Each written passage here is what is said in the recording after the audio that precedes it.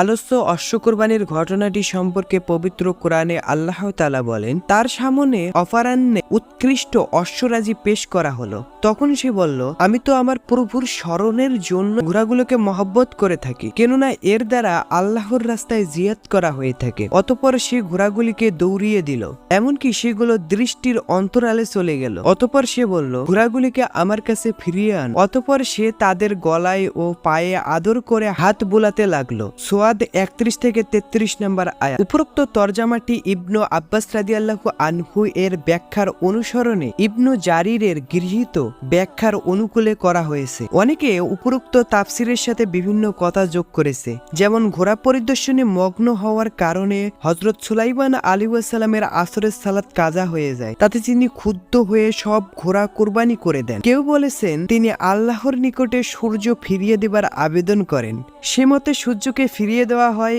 এবং তিনি আসরের সালাত আদায় করে নেন, তারপর সূর্য অস্তমিত হয়। বস্তুত এই সব কথার পক্ষে কোরআন ও সহিহ হাদিসের কোনো দলিল নেই, অতএব এসব থেকে বিরত থাকাই উত্তম।